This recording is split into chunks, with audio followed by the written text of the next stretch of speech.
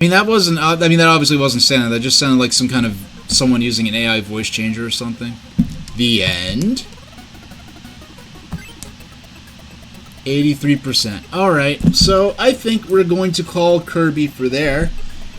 And now let's look at Electronic Gaming Monthly for another, hold on, 37. Hold on. For another 20, just another 23 minutes until 7 EST. Well, I mean, they could have been calling about... They could have actually been, They could have just gone off the stream title, because I put it in the stream title. Because you have to remember, like, even if it's a spam call or something, they are watching me live. So it's like, oh, like, I see you like to wear I see you have black glasses. I'm like, how did you know? It's like, you're live on the internet.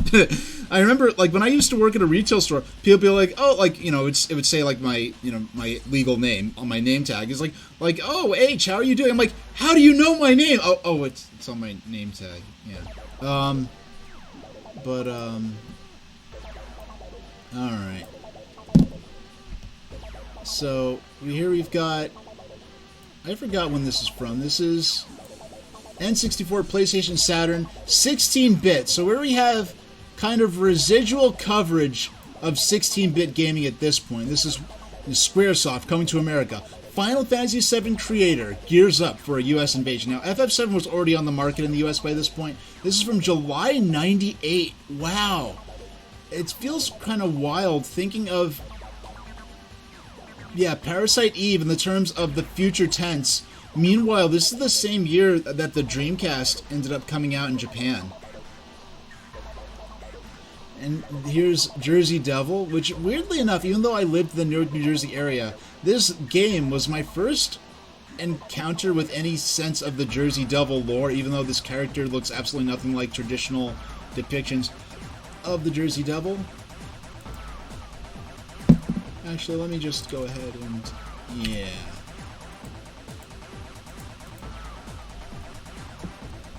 So, yeah, I never even played a sense. Hold on. Yeah, and Squaresoft before they became Square Enix. You know, it's funny when Sega fused with Sammy to become Sega Sammy Holdings. I thought that they were going to publicly rebrand like Square and Enix did, and instead they didn't. They really did keep the Enix and the Sammy and Sega branding separate when Sega and Sammy merged.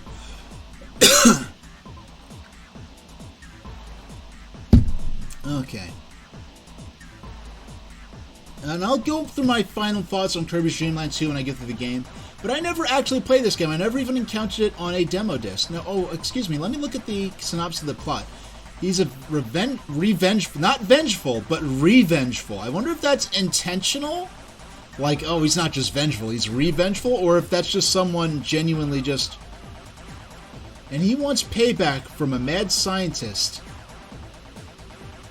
who tried to dissect him alive. Who tried to dissect him alive. There's a word for that. It's called vivisect. And... alright. It's hip to be square.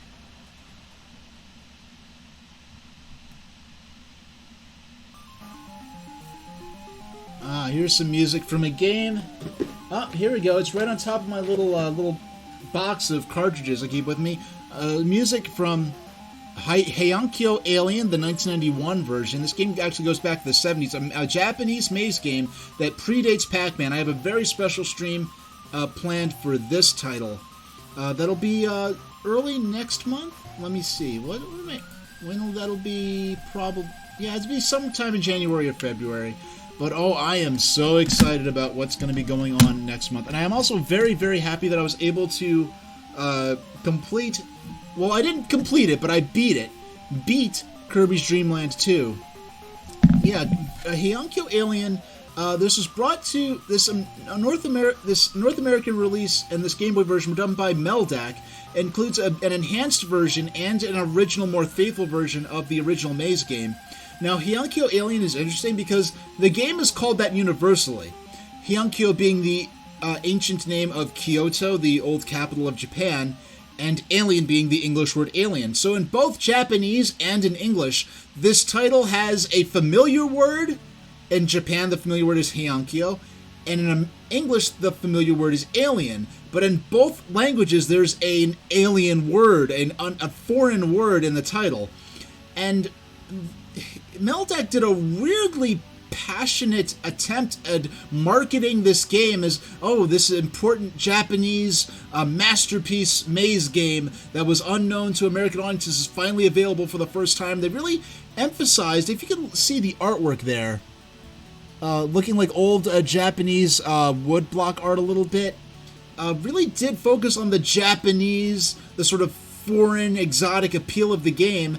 And in some of the North American English copy, some of the copy they wrote in English sort of reflects somewhat limited use of English, a bit of atypical phrasing that a native English speaker would not use. It's not like ornamental English to the point where they're not even really trying to communicate, they're just putting some random text in that barely makes sense in English. It's not ornamental English, they're genuinely attempting to use English to communicate to an English language audience, but I mean, Meldak did not last long because they were trying to put games like this out. They also put out, what was that game? Zombie Nation. These extremely Japanese games, and bringing them to North America at a time when even they were basically marketing this as a retro game before the concept of retro gaming even entered popular consciousness. I mean, you think this came out in 91? The Atari 2600 was still being marketed as a low-budget alternative to the NES as late as 1990. So the idea of retro gaming was not even established yet, and they're already going back to the earliest points of gaming history to make games. Now, it was Ninja Shadow of Darkness. I never actually played this game, but former Kyle TX500, now known as Jank Jesus, played this game a number of months ago. Now, yeah, I've been planning for years this very special stream of Hyankyo Alien. Whether you play it before because I've never actually played it. I've only turned on the game I know what the game's like, how it plays. Never actually played it. And so we'll scroll down now. Check this out. This is the main villain of Parasite Eve, who is this transformed human who sort of has this sort of column of like hook-shaped flesh she floats around on.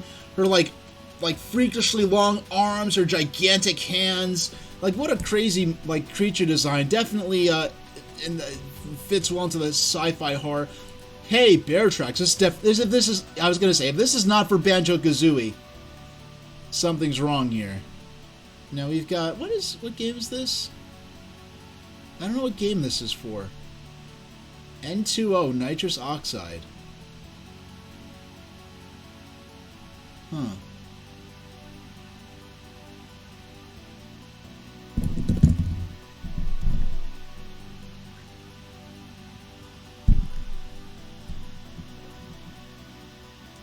Uh-huh. So these look interesting here. Here we go. I can't believe you gave 1080 snowboarding a lower rating than Tekken 3. EGM is biased. Ziff Davis owns the rights to the official US PlayStation magazine. Since Ziff Davis doesn't want to lose that license, EGM has to review PlayStation games great and N64 games poorly. I dare you to put this into your magazine. Back in those innocent days when you just post someone's full legal name and their direct email address in a magazine. And there's another one. How could you give Tekken 3 10s? Tekken 3 is such a horrible game. It's too easy, too repetitious, and has pixelated graphics. On the other hand, it has been months since you've given an N64 game a decent rating. Just because the N64 is Nintendo doesn't mean you have to be so biased against it and its games. I know you will never print this because it complains about your so-called unbiased review system, but deep down I know you could be more fair to N64 games. I never played either game, so I don't have a dog in this fight. 1. Official US PlayStation Magazine is a separate mag from us. Nothing they do has any influence on us and vice versa. OPM, opium, OPM, unlike Nintendo Power with Nintendo, is run independently of Sony Computer Entertainment America. That's something I was going to specifically point out, actually. Part of the deal with Ziff Davis accepting the official license is to retain publishing autonomy. Therefore, Sony Computer Entertainment America has zero say in anything we publish, reviews or otherwise, too. We do not submit to any publisher pressure from our advertisers. The only reason why any magazine would be biased in the first place. Okay, they go into a lot of more detail. Oh man, look at this. Due to the email responses I got on my Doom 2600 hooks featured in issue 1 or 2 of EGM, I decided to make a webpage for it on how it came to be. Check it out at geocities.com/Times Square/arcade/8691/2600doom.htm. Oh my gosh. What an age. GeoCities Times Square. The Grand Stream Saga. I think Pete played this on stream once. Pete Dory. No. Make your mama proud. Play chess. You know what? I never actually got this game. I never even rented it. But I did take note of this.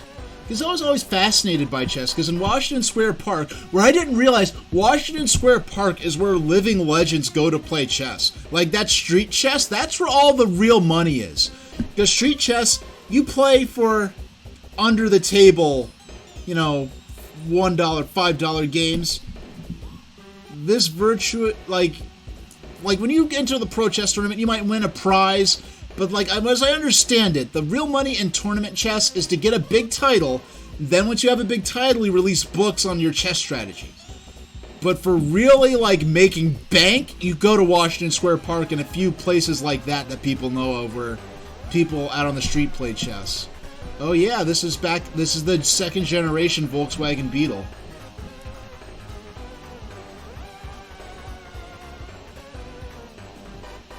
Sushi X-Files. Something loyal for... That's interesting. Yeah, I don't think I subscribed to EGM, so I didn't get on those back then. So here's rumors of what Katana's cutting edge. There are several code names for different next-gen Sega system concepts. One was Katana, another was Black Belt, and I forgot to change my stream title. 90s Gaming Mags. There we go. That's more like it. Now we're not going to get very deep into this. We only have about 10 more minutes, and then I got to call it early. Tamagotchi versus Game Boy. Bandai gets ready to launch its own portable system. Now this is interesting. Okay. This will be interesting. Tamagotchi versus Game Boy. Bandai gets ready to launch its own portable game system. The company that conceived the Tamagotchi is working on a portable game system. I think they're talking about what became the Wonder Swan? Yeah, I think they're talking about what became Wonder Swan. The unit is scheduled this fall and be small enough to fit into a shirt pocket. What separates from the Game Boy is oblong square shape and can play games both vertical and horizontally, great for puzzle games. Reportedly, the unit will support a 2.5-inch black and white LCD, more than double the display resolution of Game Boy. It will use double A batteries as well as rechargeable batteries. It will be able to last 10 hours without a battery charge. The unit will cost about 1,000 yen less than the current Game Boy models. Game Boy plans to have 10 or 20 games, a Tamagotchi title. Now, Wonder Swan did not come out in the United States, which was sadly a wise decision. It would not have taken off well. But the Wonder Swan was an incredible choice of system. If you're a kid in Japan, younger kid, love your kid-friendly and tween-friendly anime franchises, Wonder Swan was an incredible system because it's a lower cost system than Game Boy. The games were lower cost, and it runs for 10 hours on just a single AA battery. If you were a kid in Japan without a lot of pocket money, and you loved anime and games based on anime, the WonderSwan was a heck of a strong proposition if you didn't already own Game Boy and you wanted to get into a new system. A system with cheaper games, a cheaper console, higher resolution black and white screen than the black and white Game Boy on the market at the time. And mind you, this is before the launch of Game Boy Color in, I believe, late '98. Don't blame me. One woman's love for her virtual pets spins out of control. Tamagotchis and virtual pets have a way of taking over the attention span of those who start them up. Some are obsessed. This is the perfect example of when virtual pets turn deadly. Attention Fox executives, this can make a great topic for a new reality TV special. And when they say Fox executives, they mean the Fox network television station, not Fox News. For those outside of the U.S. or like that, there's the local, because I've seen people like who are not familiar. You hear a lot about Fox. You hear a lot about Fox News, which is a cable news station that with a strong political slant, whereas the local Fox affiliates are just a television station, and they run local news that are just made by the local affiliates. That's not, so political in nature. It's more just like local current interest stuff, like, oh, a cat got stuck in a tree. There was a fishing derby to benefit a children's hospital. It's just stuff like that. Yeah. So let's see how much. Let's get. Oh, look at that! I forgot about this. Yeah. Okay, so you had Fox network affiliate in Canada. I know the last time I really watched Fox was for those Saturday morning anime blocks. A whole bunch of for kids translated anime, like Mecha Kong is mentioning. Kirby Right Back at You, Sonic X, Ultimate Muscle. And Ultimate Muscle was weird because Ultimate Muscle, I think, was the first exposure I saw of the Muscle brand since like the very early 90s of the little pink Muscle Man figures you'd get in the 25-cent machine. And Fighting Foodons. If you're not familiar, Fighting Foodons was kind of a monster creature battling anime and the likes of Monster Rancher, Digimon, Pokemon, but it was about the monsters were created out of food and they had to be cooked into existence, which is very interesting. I wasn't a follower of it, but I was a fan of how they made such a weird sounding concept actually work within the context of its own universe as a kids show. But the Gamecom, I was genuinely interested in the original Gamecom. At a time, I was always interested in things to. And Metcon is saying they find it frustrating that Ultimate Muscle is a sequel series to another show, like how Dragon Ball Z is a sequel to Dragon Ball, but there's no way to experience the original series in English. Yeah, it's interesting. They marketed Muscle in the United States, but they only marketed the little 50-cent egg toys, from what I remember. They never marketed the actual anime, as I understand it. So when I saw Ultimate Muscle, I'm like, why is there an anime based on these little 50-cent egg toys I remember from years ago when I was very young? Because that was the... But yeah, the Gamecom, I was always interested in pushing portable gaming to the next level. And so I was interested in the Gamecom, and it's limited. The fact that they attempted a version of Resident Evil 2, the fact that there was first-person shooters in the form of Duke Nukem, and that it had limited internet capabilities, that it had a touchscreen, I was genuinely interested in the Gamecom. Fortunately, I did not actually get it, but I was genuinely interested in it. And this Gamecom Pocket Pro actually had a built-in light in its screen years before Game Boy Advance would do the same thing with its SP model. The next incarnation of Gamecom hardware is here. Tiger plans to release the Gamecom Pocket Pro in the United States this September. The smaller version of the Gamecom sports a backlight and a compact design with slightly smaller screen than the original. It has all the same features, minus the second cartridge slot. Tiger plans to release a handful of new games to support it, include Resident Evil 2, Holyfield Boxing, and a Rumble Pack to give the player force feedback. Now, they have the... Holyfield Boxing. I didn't know that the Gamecom had a Rumble Pack. I don't know if it actually released, but the original model Gamecom had 2 cartridge slots.